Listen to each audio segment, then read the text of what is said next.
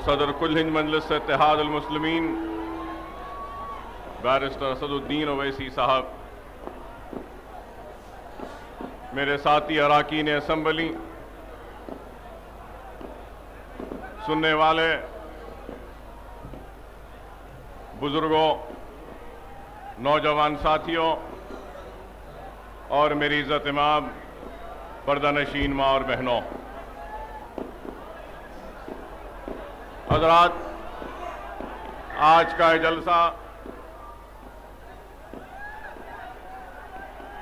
जलसे याद सालार मोहतरम के नाम से मुनक़िद किया जा रहा है और आपसे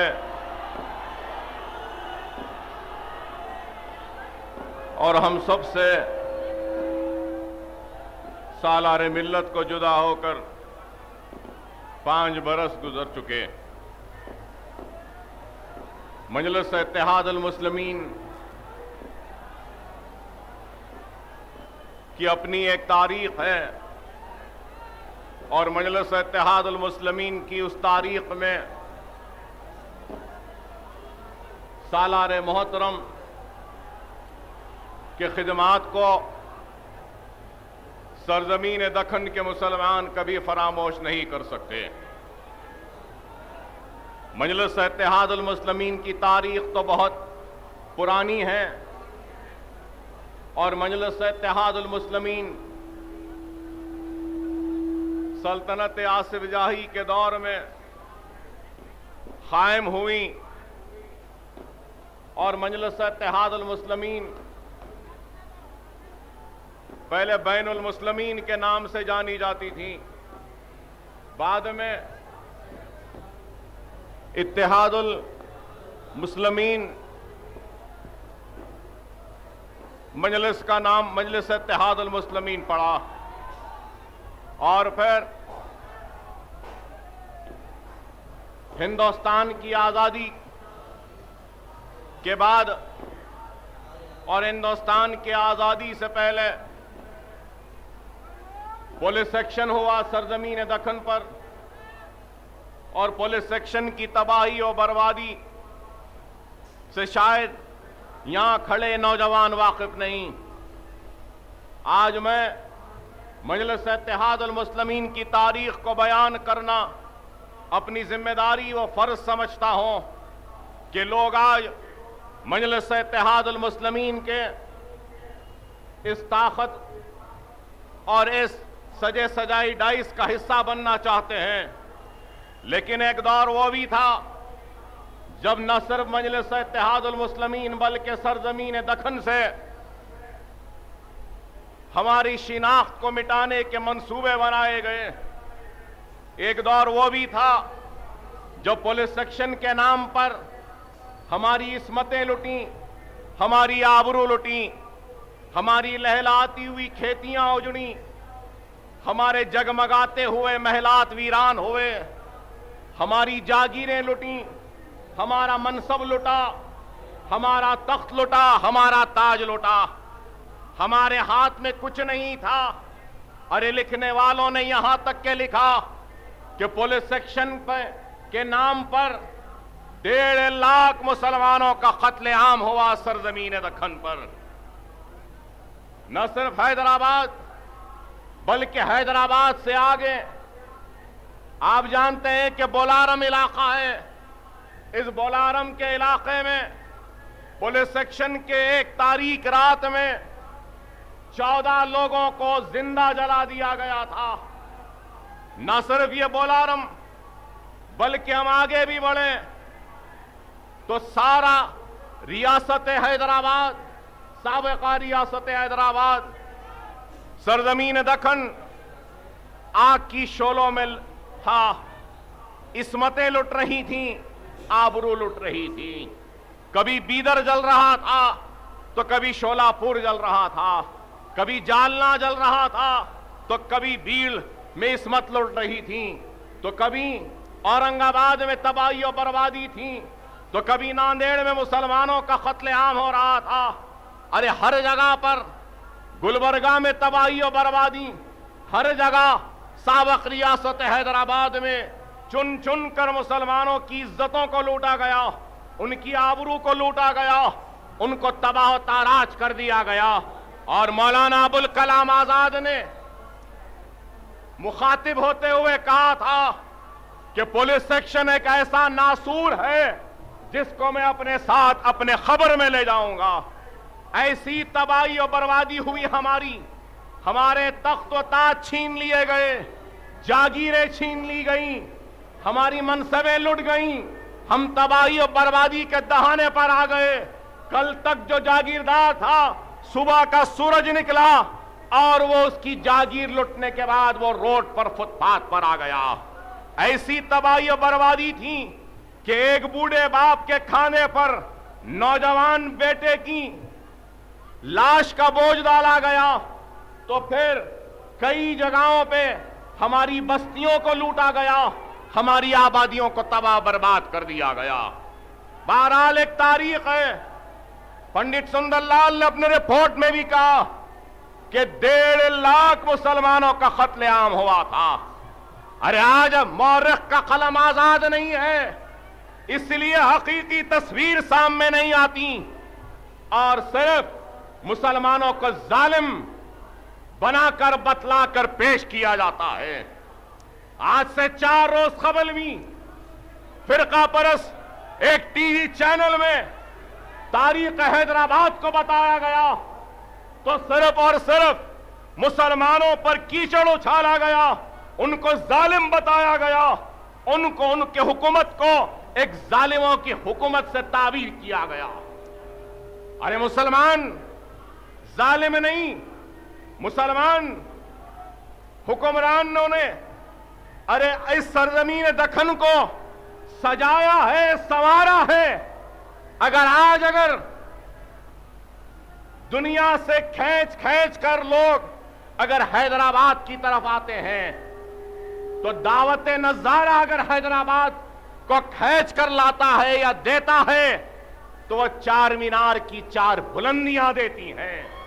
अगर हैदराबाद को अगर कोई आता है तो मक्का मस्जिद को देखने आता है, किले गोलकुंडा को देखने आता है। अरे मुस्लिम हुक्मरानों ने 3 लाख की शहर की आबादी के लिए हिमायत सागर व उस्मान सागर बनाया। अरे कितने तालाब बनाए। अरे न सिर्फ तालाब, न सिर्फ ये खूबसूरत इमारतें, बल्कि उस्मानिया यूनिवर्सिटी भी हमारे ही आबा अजदाद और मुसलमान हुक्मरानों ने बनाए। क्या इस बात से इनकार किया जा सकता है? दवाखाने उस्मानिया किसने बनाया? मुस्लिम हुक्मरानों ने बताया। अरे जालिम होते तो ये इमारतें तामीर न करते। अरे आज जिस इमारत में बैठकर इस रियासत के फैसले हो रहे हैं और कल को शायद इस रियासत के तकसीम का भी फैसला हो, वह असेंबली भी मुस्लिम हुक्मरानों ने और मुसलमानों ने बनाई थी। क्या इस बात से इनकार कर सकते हैं? अरे इस हकीकत से इनकार नहीं कर सकते। लेकिन मुसलमानों को और उनके हुकूमतों को जालिम कहकर पेश किया जाता है। मुसलमानों ने न सिर्फ इस रियासत को सजाया है बल्कि इस मुल्क को भी सजाया है, संवारा है। पुलिस सेक्शन की तबाही और बर्बादी के बाद जब हमारा कारवां लुट चुका था, अरे आज ये आपके सामने खिलवत का ये पैलेस वीरान हो चुका था, किनकोटी पैलेस वीरान हो चुका था, फलकनुमा पैलेस वीरान हो चुका था और हमारा तख्त ताज अजायब घर की जीनत बन चुके थे। हमारे पास कुछ भी नहीं था, सिर्फ खौफ था, मायूसी थी। शायद मेरे इस जुमले पे लोग एतराज करें, लेकिन एक हकीकत है कि बेगम बाजार से मुसलमान टोपी पहनकर जाता तो उसकी टोपी को उछाला जाता था। अरे एक दौर वो भी था। ऐसे उन हालात में मजलिस इत्तेहाद अल मुस्लिमीन का हिया किया गया। जब अहिया हुआ तो लोगों ने कहा कि ये दीवानों की जमात है, ये जुनूनियों की जमात है। और लोगों ने यहां तक कहा कि क्या जरूरत है मुसलमानों की उनकी अपनी जमात की। कई लोगों ने यह तक कह दिया कि 1.5 लाख मुसलमान कटे हैं, क्या अब और मुसलमानों को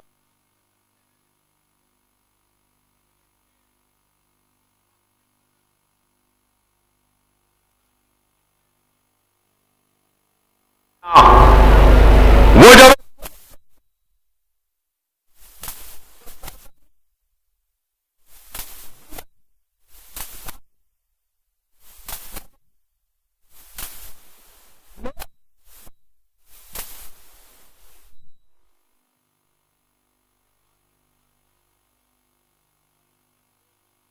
जमात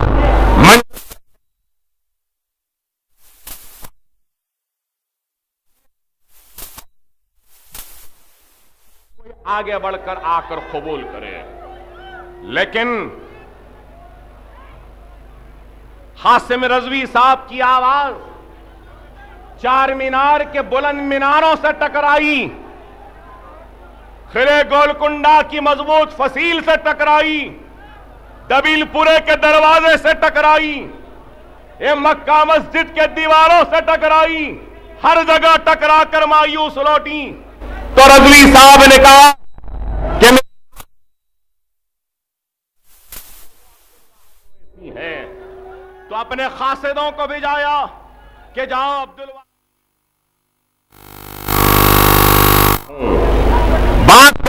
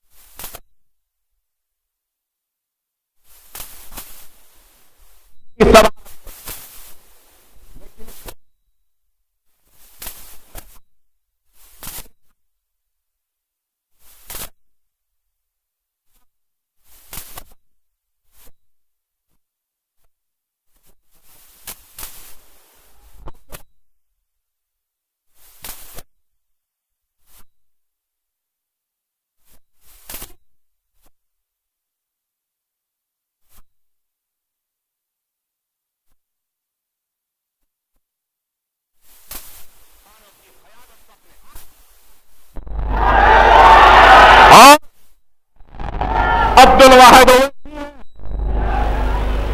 मजलिस इत्तेहाद अल मुस्लिमीन की सदारत का कांटों भरा ताज अपने सर पे पहन लिया और मजलिस की सदारत को कबूल किया। और उसके बाद रजवी साहब पाकिस्तान को रवाना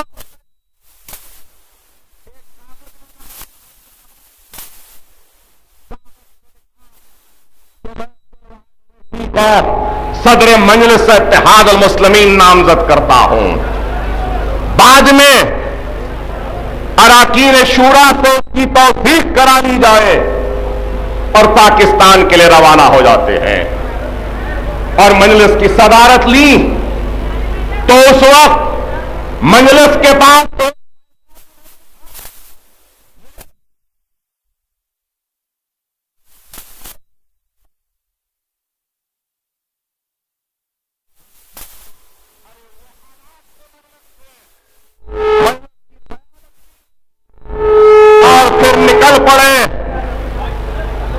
शहर हैदराबाद में जलसे करने के लिए। अरे आज मजलिस के जलसों में हजारों वल्लाह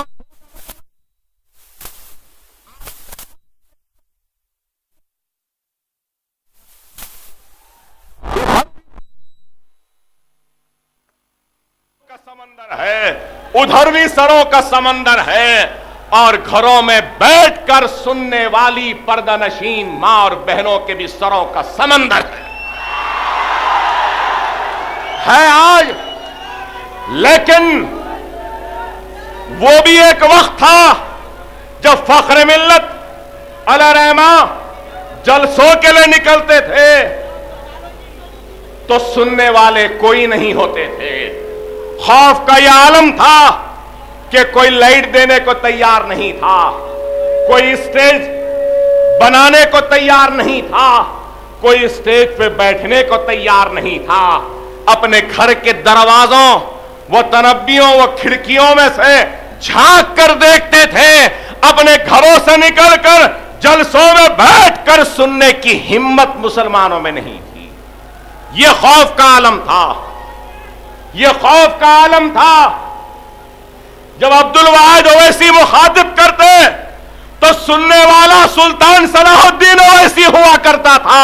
जब सलाहुद्दीन ओवैसी मुखातिब करते तो सुनने वाला अब्दुल वाहिद ओवैसी हुआ करता। अरे ये हालात थे।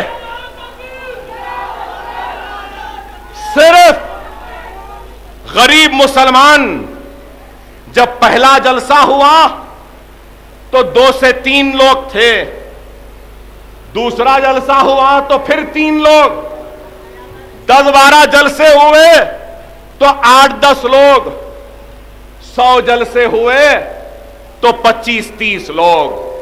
और वो 25-30 लोग में कौन थे? अरे इसी सरजमीन दक्खन के का गरीब मुसलमान था, पंचर जोड़ने वाला मुसलमान था, रक्षे वाला मुसलमान था, बंडी वाला मुसलमान था, गरीब मुसलमान था। खानदान ओवैस एक नहीं 1000 सलाम करता है उस गरीब मुसलमान को कि वो निकल कर आए। पहले गरीब मुसलमान निकल कर आया, बाद में रईस आने लगे, बाद में पैसे वाले आने लगे, बाद में दौलतमंद आने लगे, बाद में सरमाएदार आने लगे। अल्हम्दुलिल्लाह, अल्लाह का शुक्र है आज स्टेज पे कई दौलतमंद है, कई सरमाएदार है। लेकिन एक वक्त था मजलिस को ताकत दी, अपना पसीना दिया, अपना खून दिया तो गरीब मजलूम मुसलमानों ने दिया और मजलिस उनके एहसान को कभी अदा नहीं कर सकती। यही गरीब मुसलमानों ने मजलिस इत्तेहाद अल मुस्लिमीन को सजाया, संवारा और फिर 3 मार्च को, मार्च के महीने में 2 मार्च को पिसलवंडे में मजलिस इत्तेहाद अल मुस्लिमीन का जलसा हुआ। नौजवानों सुनो इस तारीख को, यह तुम्हारी वो तारीख है जिसको तुम कभी भूलना नहीं। अरे वो 2 मार्च का जलसा मजलिस इत्तेहाद अल मुस्लिमीन की तारीख का सबसे बड़ा जलसा था। लोग अपने साथ पानी लेकर आए, जानीमाजें लेकर आ रहे थे, शतरंजियां लेकर आ रहे थे। और गरीब मुसलमान है कि फख्र मिल्लत अब्दुल वाहिद ओवैसी के उस बाग जो पिसलवंडे में था, जो आज जमाल कॉलोनी, रियासत नगर, रक्षापुरम जिसको कहते हैं, वहां पे बाग था, वहां पे मजलिस का जलसा हुआ। तो कहने वाले कहते हैं कि लाखों मुसलमानों ने उस जलसे में शिरकत की थी, जलसे में शिरकत की। जलसा हो ही रहा था, पुलिस ने फख्र मिल्लत मौलवी अब्दुल वाहिद ओवैसी मरहूम के उस बाग को, उस घर को घेरे में ले लिया। जलसा खत्म हुआ, फजर की नमाज भी नहीं हुई, अज़ा भी नहीं हुई। फख्र मिल्लत अलैहिर्रहमा तहज्जुद की नमाज के लिए उठे तो पुलिस आके खटका मारती है और अब्दुल वाहिद ओवैसी साहब को से कहती है कि हम आपको गिरफ्तार करने के लिए आए हैं। और फिर रात की तारीकी में अब्दुल वाहिद ओवैसी साहब को गिरफ्तार किया जाता है। गिरफ्तार कर कर चंचलगुड़े की जेल में उनको कैद कर लिया जाता है। फख्र मिल्लत घर से रवाना होते होते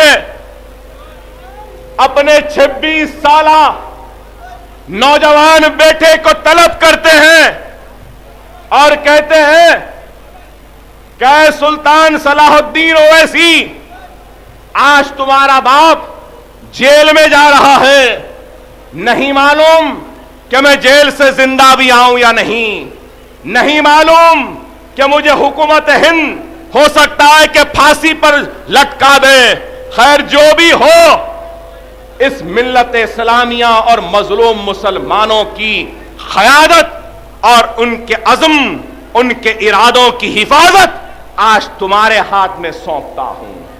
और अब्दुल वाहिद ओवैसी अपने 26 साला नौजवान बेटे को मजलिस इत्तेहाद अल मुस्लिमीन का कारगुजार सदर नामजद करते और जेल को चले जाते। वहां से शुरू हुआ सुल्तान सलाहुद्दीन ओवैसी की जिद्दोजहद, कुर्बानियां, मेहनत, वो कोशिशों के सफर का आगाज। कैसे किया आगाज?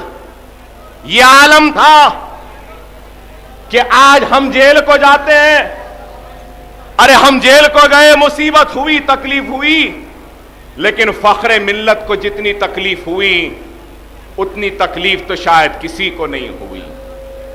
फख्रे मिल्लत को जेल में डाल दिया गया तो सालारे मिल्लत के घर की लाइट काट दी गई, तो सालारे मिल्लत के घर का पानी काट दिया गया, तो सालारे मिल्लत के जितने पैसे बैंक में थे उन सारे खातों को जब्त कर लिया गया, मुंजमद कर लिया गया।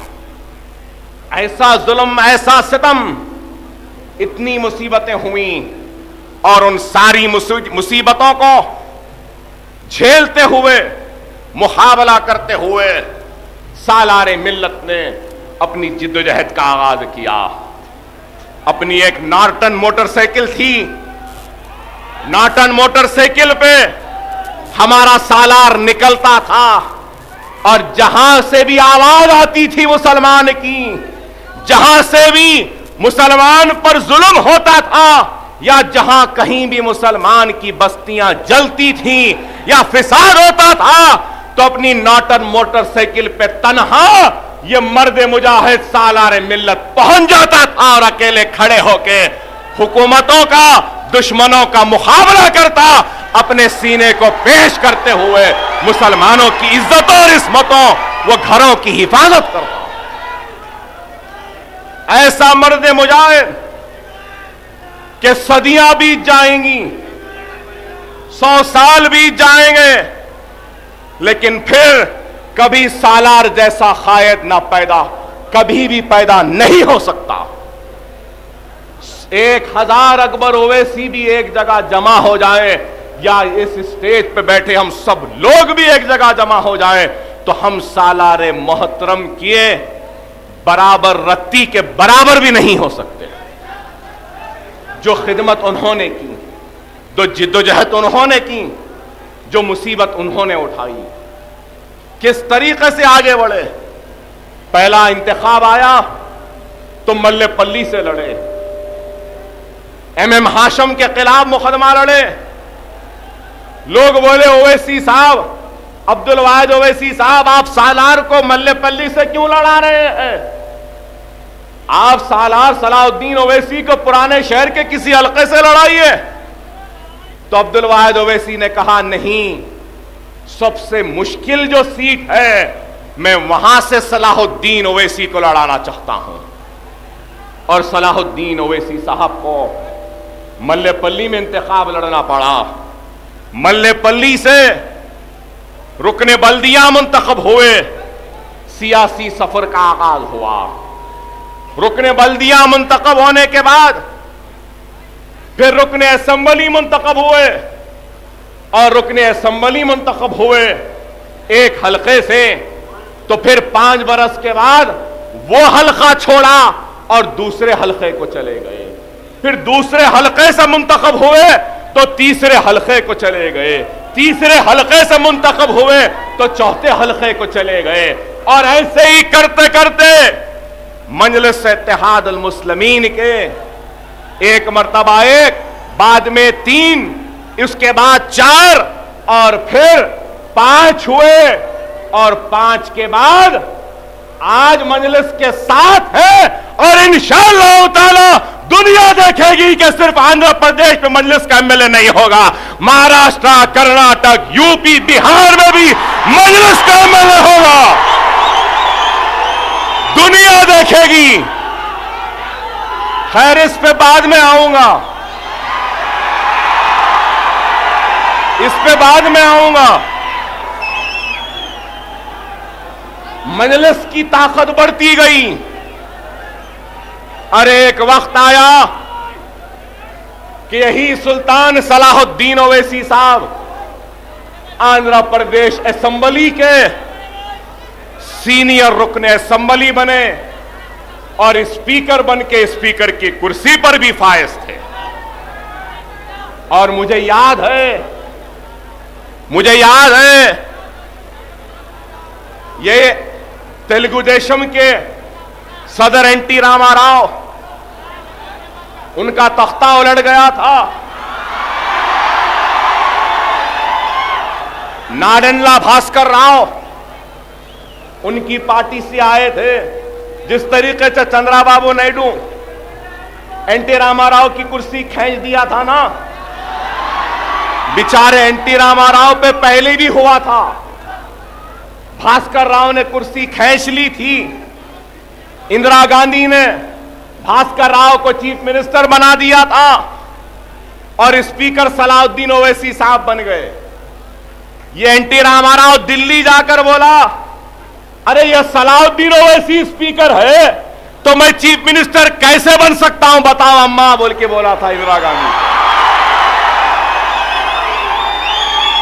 और फिर नाडेंला भास्कर राव आकर बोले कि मजलिस के 5 एमएलए हैं, आपकी ताईद हम चाहते हैं।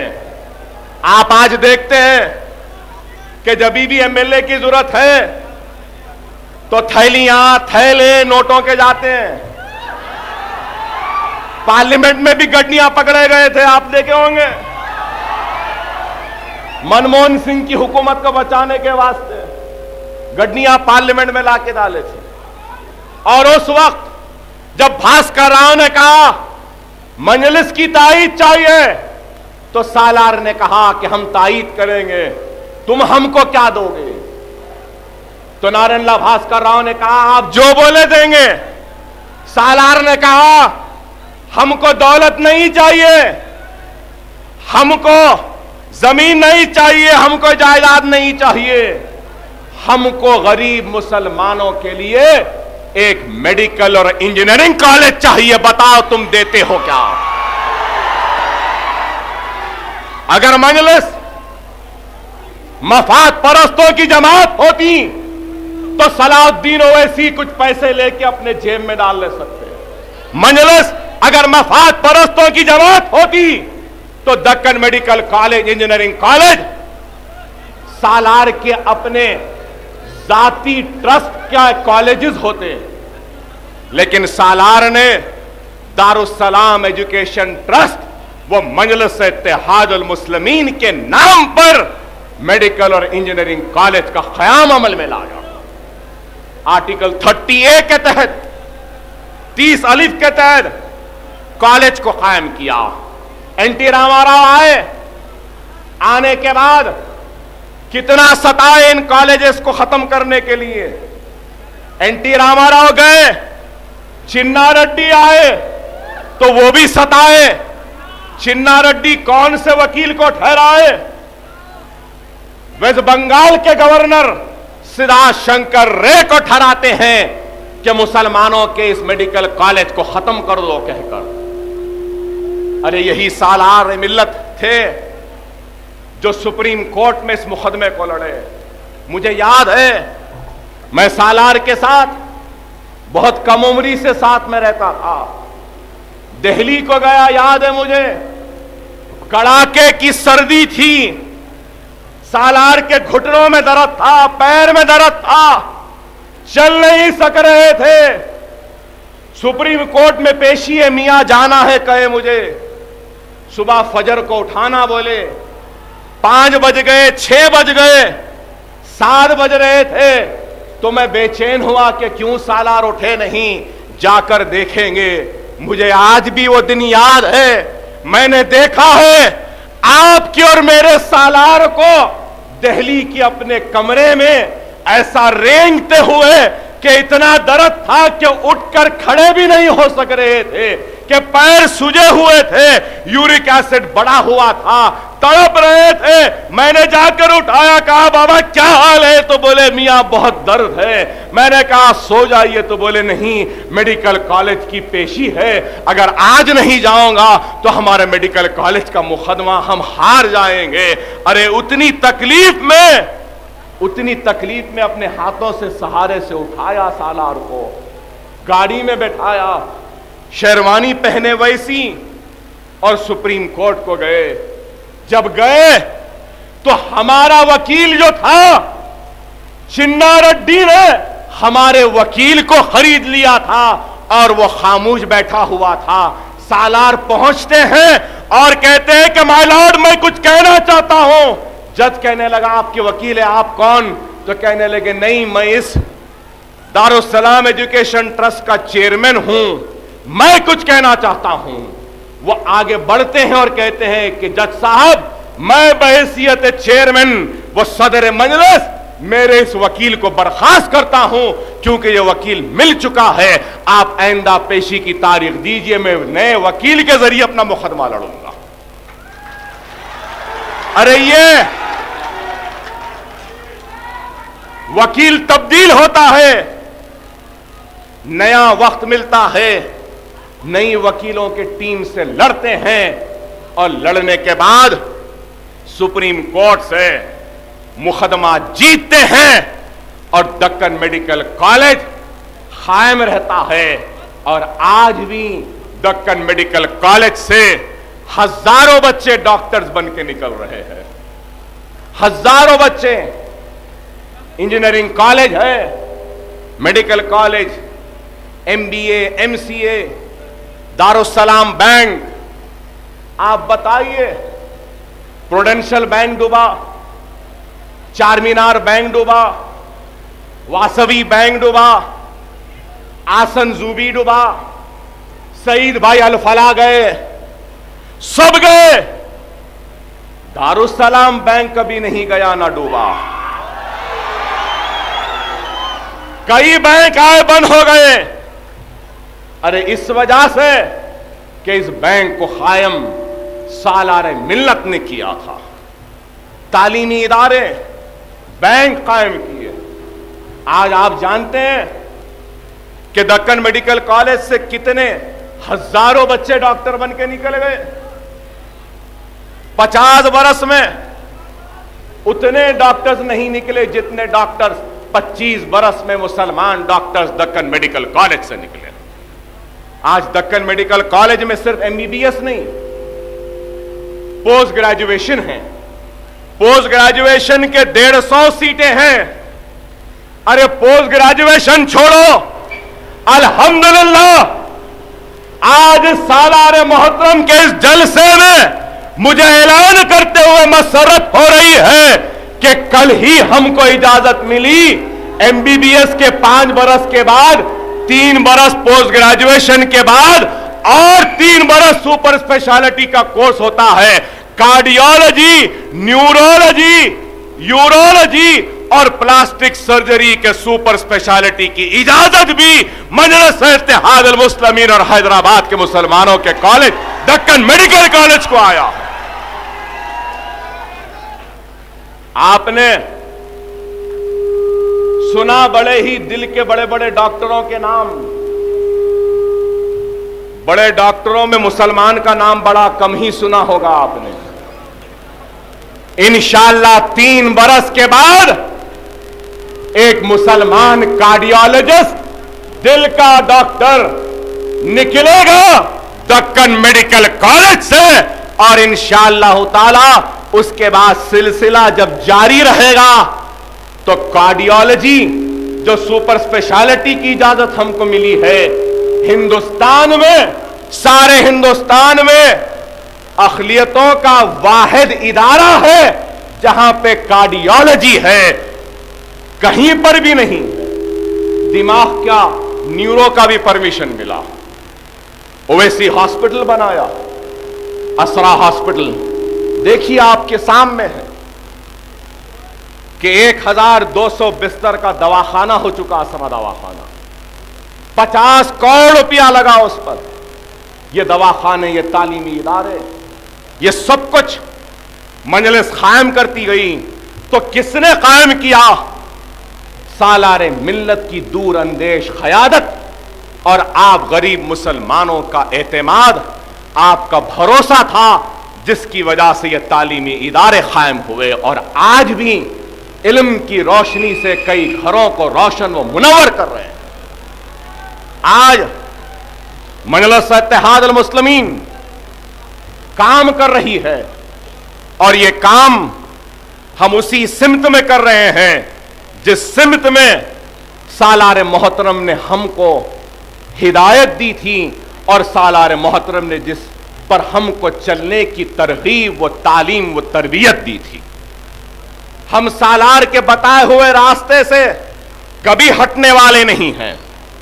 मजलिस इत्तेहाद अल मुस्लिमीन और मुसलमान अगर सालारे मिल्लत की खिदमात को फरामोश नहीं कर सकते तो उसके साथ साथ मैं ये जरूर कहूंगा कि सलाहुद्दीन ओवैसी को सालारे मिल्लत बनाने वाले मुसलमानों के भी इत्तेहाद और उनकी दुआओं को हम कभी फरामोश नहीं कर सकते।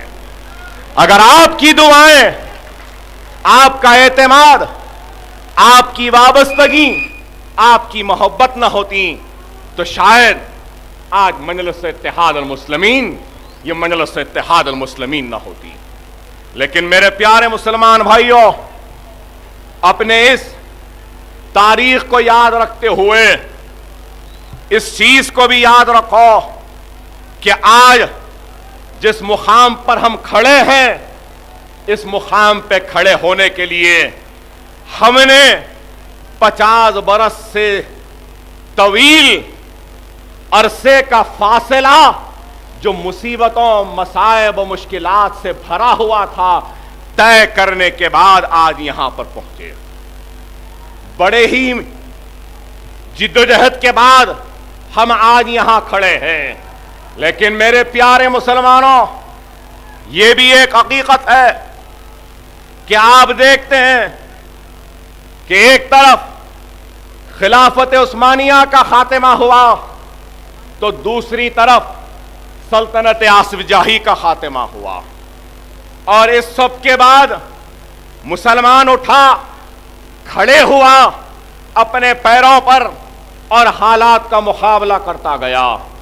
लेकिन आज हमको जब तारीख को याद रखना है तो इसके साथ साथ हमको आज जो आलम अरब में और आज जो आलम इस्लाम में जो हो रहा है, इसको भी हमको नहीं भूलना है। मैं आपको याद दिलाऊं कि अगर मेरी तकरीर को लोगों ने सुना है और या फिर कहीं देखा है, जलसों में भी आए थे, तो याद होगा कि मैं बार बार कहता था कि आज आलम इस्लाम एक आजमाइश के दौर से गुजर रहा है। मैंने अपने तकरीर में तुनेसिया के इनकलाब का जिक्र किया था, मैंने अपने तकारीरों में मिस्र के इनकलाब का जिक्र किया, मैंने अपने तकरीर में शाम के बारे में भी जिक्र किया, मैंने अपने तकरीर में लिबिया के बारे में भी जिक्र किया, मैंने अपने तकरीर में इराक का, अफगानिस्तान का भी जिक्र किया। और मेरी तकरीर में मैं यही बात बार बार कहता था कि मुसलमानों देखो आज आलम अरब में और आलम इस्लाम में क्या हो रहा है। अरे क्या नौजवानों, क्या आप जानते हैं कि कितने मुमालिक हैं इस्लामी मुमालिक जिनके पास पेट्रोल की दौलत है, 50 नहीं करीब 60, एक कम 60 मुमालिक ऐसे हैं इस्लामी मुमालिक जो पेट्रोल की दौलत से माला माल है। लेकिन आज क्या हो रहा है? अरे मैं यहां खड़े होकर मोहम्मद गद्दाफी अच्छा था या बुरा था उस बहस व हुज्जत में जाना नहीं चाहता। मैं अली बिन अली अच्छे थे या नहीं उस बहस में जाना नहीं चाहता। सद्दाम हुसैन सही था या गलत था उस बहस में जाना नहीं चाहता। मैं हुस्ने मुबारक सही थे या गलत, अच्छे या बुरे बहस में जाना नहीं चाहता। मैं यमन में अच्छे थे या बुरे नहीं जाना चाहता। लेकिन मेरी फिक्र, मेरा सोच यही है कि चाहे वो अच्छे थे या बुरे थे, आज जो भी हो रहा है और जिसका भी खून बह रहा है वो ला इलाहा इल्लल्लाह मोहम्मद रसूलुल्लाह कलमा पढ़ने वाले मुसलमान का खून है।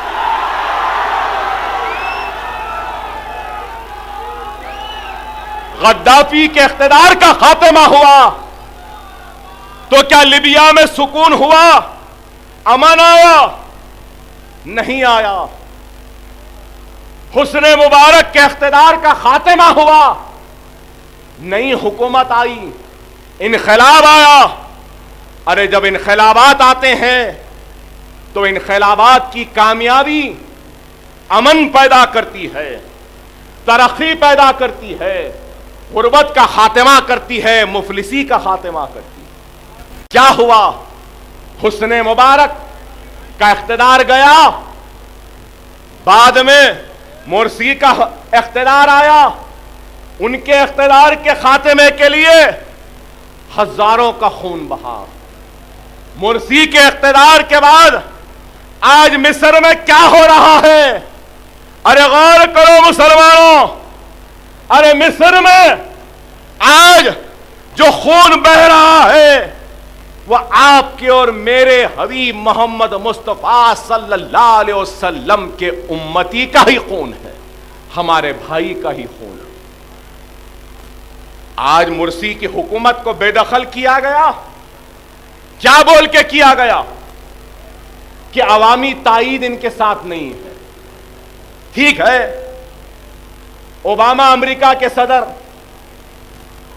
डेविड कैमरून बरतानिया के सदर, फ्रांस के सदर, इंतखाबात के वक्त कामयाबी होते हैं, उसके बाद उनकी पॉपुलैरिटी गिरती है, उनका ग्राफ गिरता है।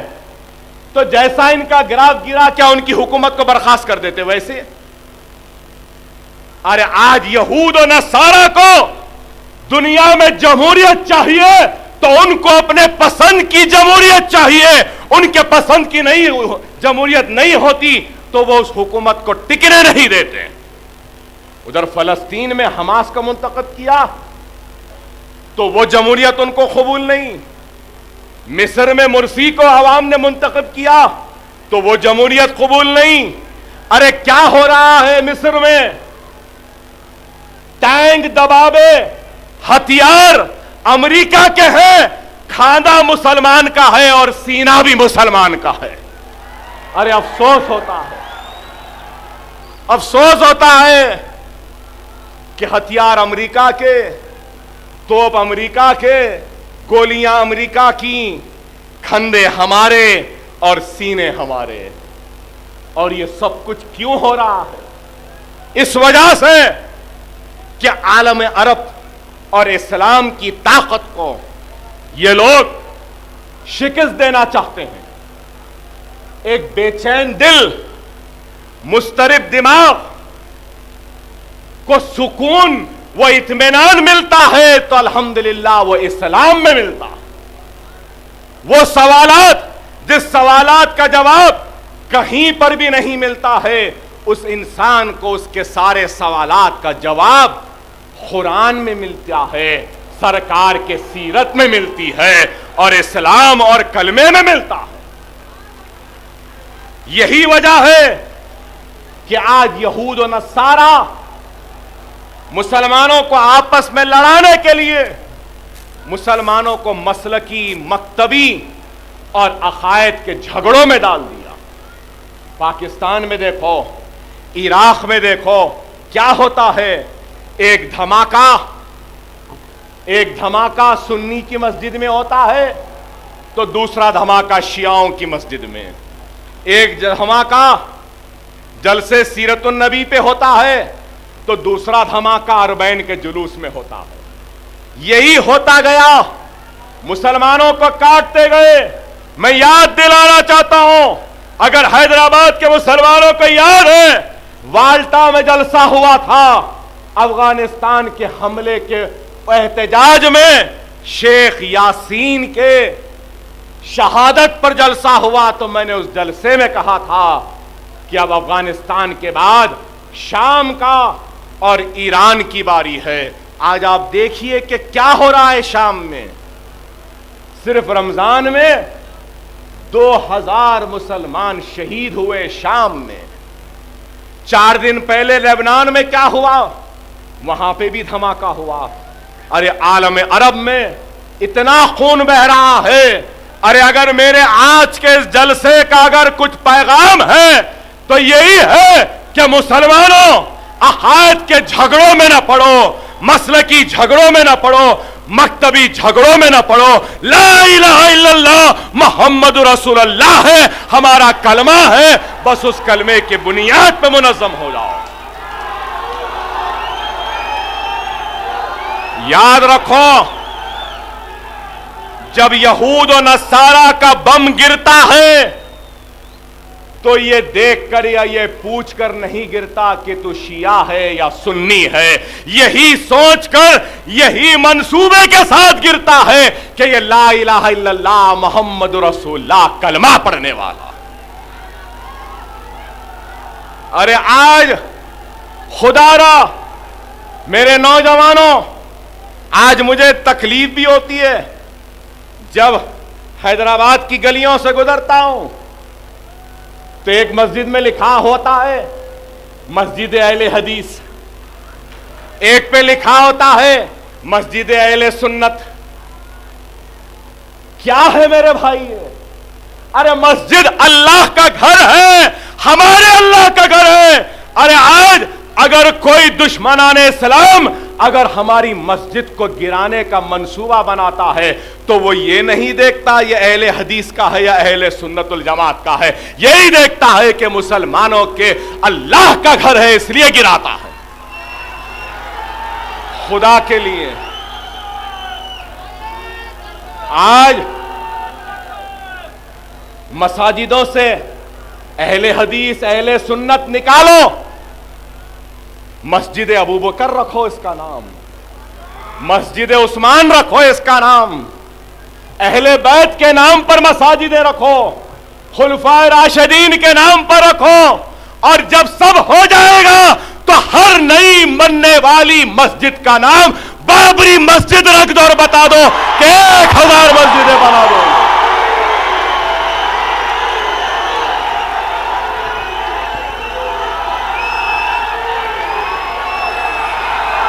देखते हैं फिर कौन तोड़ेगा, कितने तोड़ेंगे। अरे ये जज्बा होना है।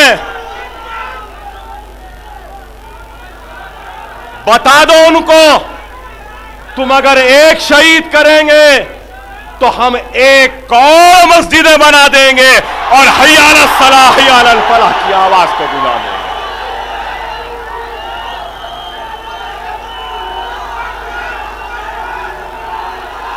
आज लोग बोलेंगे कि अकबर साहब आज तकरीर अलग ही जहद में कर रहे हैं। हाँ, कौम को बेदार करना था, कौम बेदार हो गई। और मुझे सालार की बात याद आती है। हम जंग करेंगे, जरूर करेंगे, हम लड़ेंगे, जरूर लड़ेंगे, जिद्दोजहद करेंगे जरूर, लेकिन अपने पसंद के मुकाम पे अपने पसंद के वक्त में करेंगे।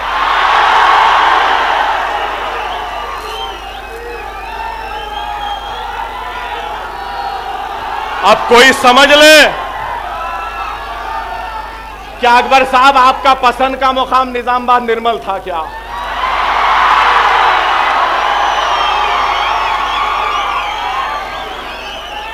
वक्त जब था क्या? नहीं मेरे भाई, वक्त तो शुरू हो चुका है।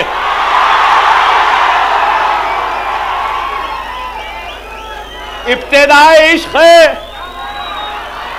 आगे आगे होता है क्या देखो बाबा। अभी तो मोहब्बत शुरू हुई है, अभी बहुत देखना है। लेकिन नौजवान याद रखो, यहूद और नसारा जो साजिश आलम अरब में कर रहा है, वही साजिश हिंदुस्तान और हैदराबाद में करेगा। मसलकी मकतबी अकायद के झगड़े में ला देगा। मैं वार्निंग देता चाहता हूं उन लोगों को जो हैदराबाद में इंतशार पैदा करेंगे। अकबरुद्दीन ओवैसी का हाथ तुम्हारे गिरेबान को पकड़ के चाक कर देगा, तार तार कर देगा, अगर तुम हैदराबाद में मसलकी मकतबी या अकायद के झगड़ों को पैदा करोगे। मजलिस इत्तेहाद अल मुस्लिमीन ये बर्दाश्त नहीं करेगी। खुदारा, ऐ मेरे प्यारे मुसलमानों, गौर करो आज ये मुल्क कहां जा रहा है। अरे लोग हमको छोटी जमात कहते थे, पुल के उस पार की जमात कहते थे, मुकामी जमात कहते थे। अरे हिंदुस्तान भी नहीं, आलम इस्लाम में पहचाने जाने वाली जमात का नाम मजलिस इत्तेहाद अल मुस्लिमीन है। न सिर्फ हिंदुस्तान बल्कि दुनिया के कोने कोने में बसने वाला कलमगो मुसलमान जानता है, पहचानता है और मजलिस इत्तेहाद अल मुस्लिमीन और हम जैसे गुनहगारों के लिए हाथ उठा के दुआ करता। आज लोग सहाफत का कलम भी बड़ा बेचैन है, जरा कुछ होते ही लिखता, होते लिखे क्या लिखे, वही मजलिस खत्म हो गई, अकबर ओवैसी खत्म हो गया, ऐसा हो गया, वैसा हो गया, क्या क्या लिखे। कुछ नहीं, दखनी हैदराबाद में उर्दू में एक मुहावरा है, माफ करना भाई, थोड़ा हंसाना भी मेरा काम है ना। बोलते ना वो, बेसबरा मुर्दा कफन में पा दावे। ये हाल है इन लोगों का कि इतनी बेसब्री है, इतनी बेचैनी है कि लिख दिया मजलिस खत्म हो गई, ऐसा हो गई। अरे मजलिस खत्म नहीं हुई, अल्हम्दुलिल्लाह मजलिस इतना आगे बढ़ी है कि अब महाराष्ट्र के संभली में ला इलाहा इल्लल्लाह मोहम्मद रसूलुल्लाह कलमा पढ़ने वाले मजलिस इत्तेहाद अल मुस्लिमीन के रुकने असेंबली की आवाज होगी। इंशाअल्लाह दुनिया देखेगी, बिहार की असेंबली में भी मजलिस का नुमाइंदा होगा। दुनिया देखेगी, मध्य प्रदेश में भी मजलिस का नुमाइंदा होगा। दुनिया देखेगी कि हिंदुस्तान की हर रियासत में यह हरा झंडा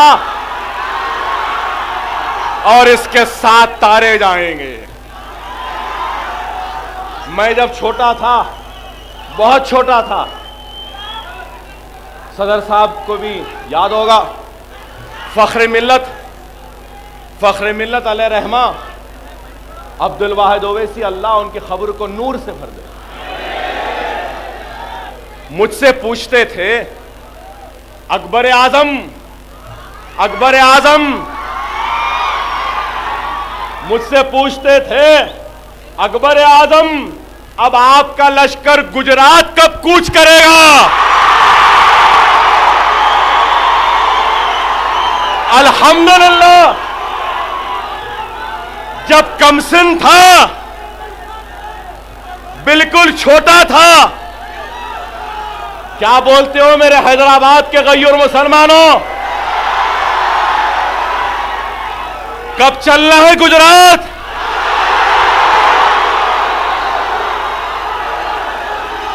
अरे आज हम जरूर मजलिस इत्तेहादुल मुस्लिमीन गुजरात भी जाएगी और वहां के मुसलमानों के लिए, वहां के पिछड़े हुए लोगों के लिए जिद्दोजहद करेगी और जालिम हुक्मरानों के हुकूमतों का दस्तूरी जिद्दोजहद के जरिए खात्मा करते हुए मुसलमानों को इंसाफ और उनका हक दिलाएंगे।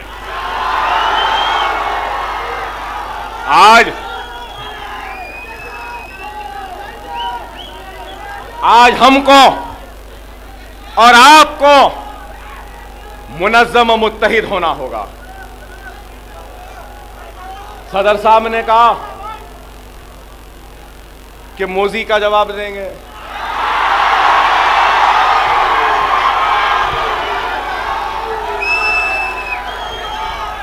अब क्या जवाब दूं?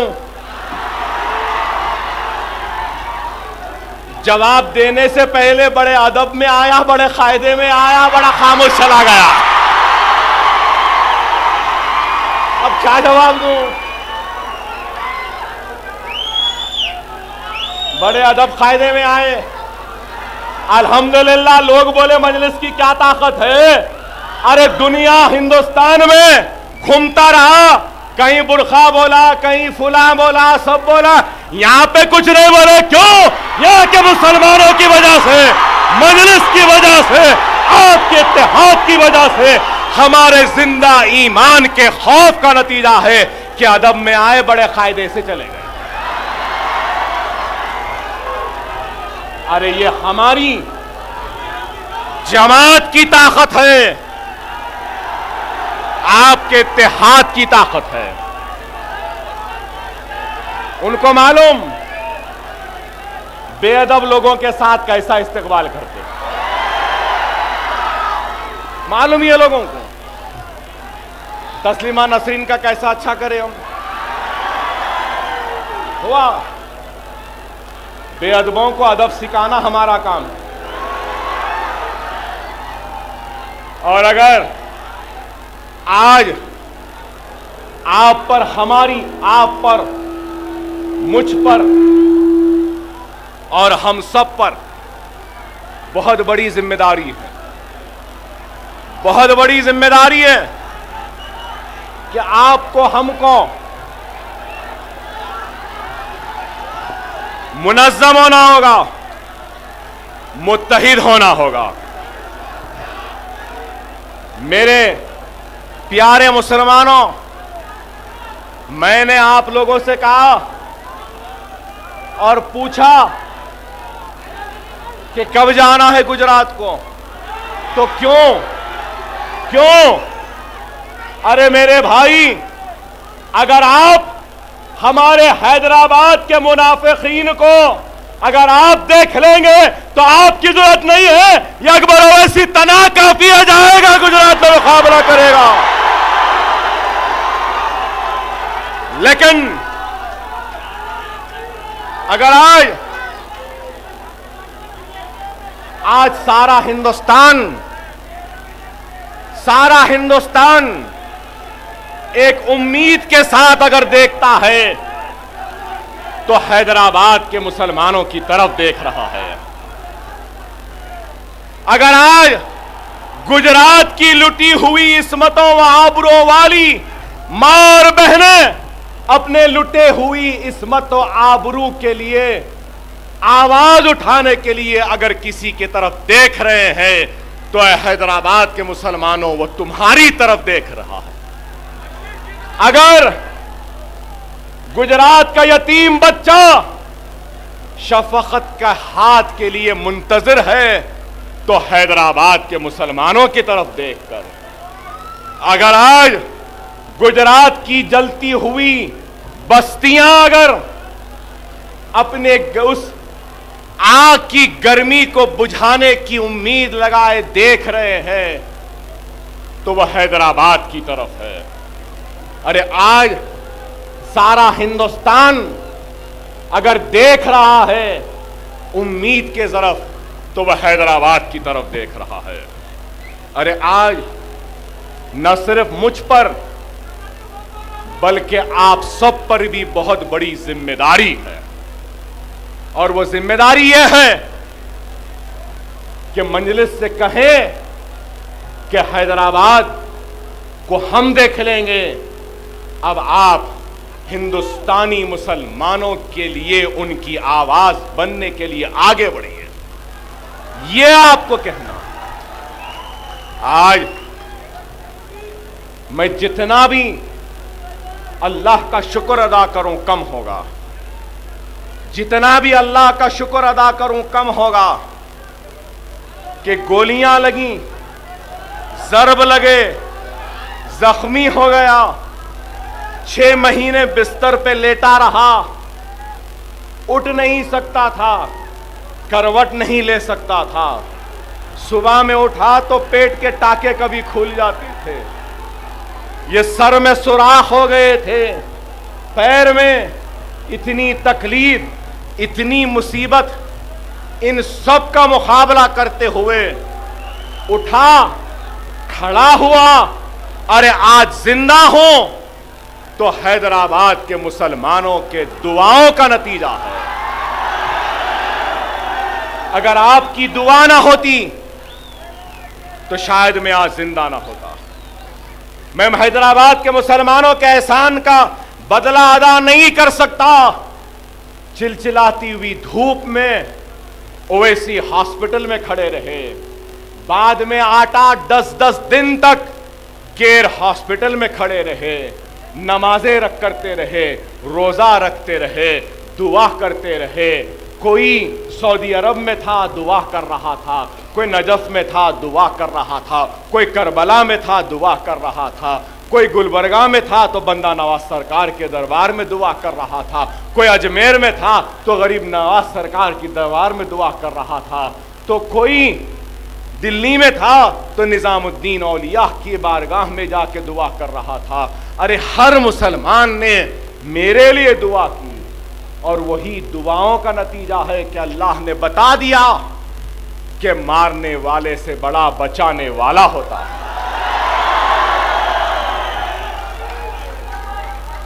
और जब दवाखाने में था तो लोग बोले अकबर ओवैसी जिंदा रह जाएंगे, लेकिन आवाज में वो दम नहीं रहेगा, वो ताकत नहीं रहेगी, वो क़ुव्वत नहीं रहेगी। अरे ये वही बोल सकता है जो अकबरुद्दीन ओवैसी की मौत की ख्वाहिश, वो हसरत रखता था, लेकिन जिसने अकबर ओवैसी की हयात के लिए दुआ की थी तो वो कैसे कमजोर पड़ता। लोग बोले आवाज कमजोर हो गई, आवाज कमजोर हुई भाई। गोलियां लगे, जरब, जख्म, 3 वक्त 4 वक्त पेट खुल गया। डॉक्टर बोले अकबर साहब और एक ऑपरेशन करना है। मैं डॉक्टरों को बोला अरे भाई कितने वक्त खोलेंगे डॉक्टर साहब आप? बोले नहीं अकबर साहब खोलना पड़ता। मैंने कहा ठीक है डॉक्टर साहब एक जिप लगा दो, अब चढ़ाओ उतारो, कितने बार खोलेंगे? लोग बोले कमजोर हो गए, कुछ नहीं होता। अरे आज मुझे याद आता है 99 के इंतखाबात में मैंने कहा था कि दुनिया देखेगी ये अकबर ओवैसी मजलिस इत्तेहादुल मुस्लिमीन की आवाज को हिंदुस्तान के कोने कोने तक पहुंचा देगा। बताओ आज पहुंची या नहीं पहुंची?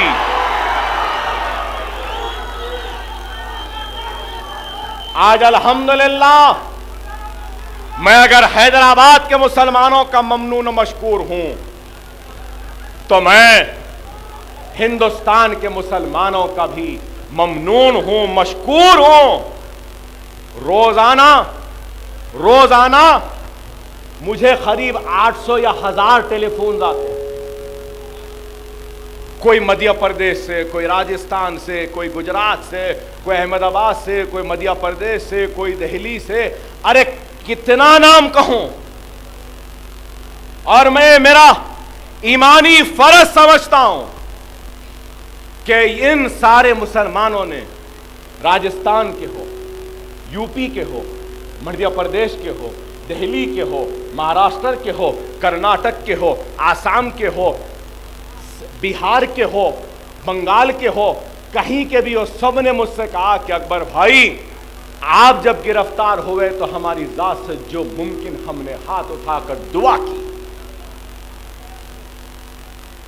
और आज मैं यहां खड़े होकर सारे हिंदुस्तान के मुसलमानों को सलाम करता हूं। ऐ यूपी और बिहार, मध्य प्रदेश और राजस्थान, महाराष्ट्र व कर्नाटक, वो सारे हिंदुस्तान के 25 करोड़ मुसलमानों, तुमको हैदराबाद के मुसलमानों का सलाम। इंशाअल्लाह ताला मजलिस इत्तेहाद मुस्लिमीन उनके दर तक, उनके दरवाजे तक, उनके रियासत तक, उनके जिले तक, उनके शहर तक, उनके गांव तक, उनके कस्बे, उनके खरिया तक, उनके दरवाजे तक पहुंचेगी, दस्तक देगी और उनको कलमे की बुनियाद पे मुनज़्ज़म मुत्तहिद करेगी।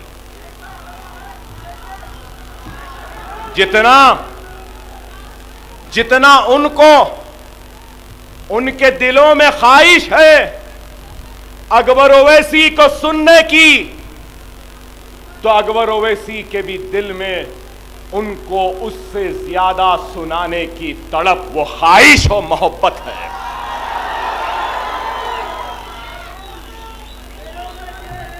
आप इजाजत दे दें, सदर साहब इजाजत दे दें,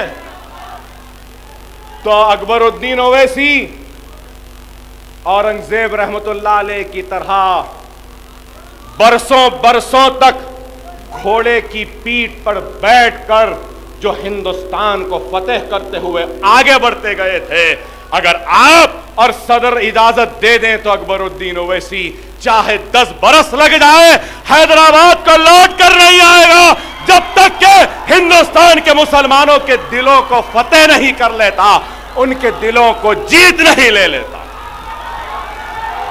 इंशाअल्लाह ताला हम एहसानमंद हैं हर मुसलमान का। मेरी आवाज इस हैदराबाद के जरिए, इंटरनेट के जरिए दुनिया के कोने कोने में जाएगी। लंदन के मुसलमान, हिंदुस्तानी मुसलमान, जिन्होंने मेरे रिहाई के लिए इंडियन एम्बेसी के सामने खड़े रहकर गिरती हुई बर्फ में एहतजाज किया, मैं आपका ममनून मशकूर हूं। हम सब के ममनून मशकूर हैं, हर एक के ममनून मशकूर हैं। और आप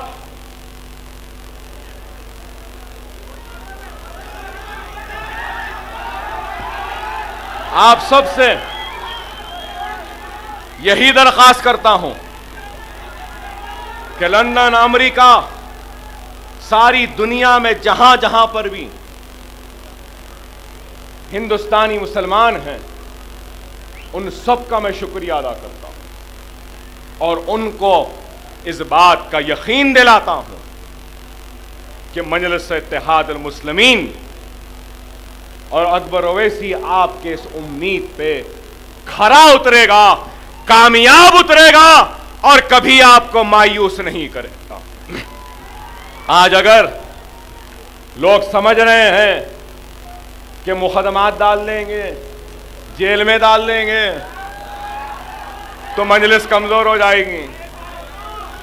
अरे फख्र मिल्लत 11 महीने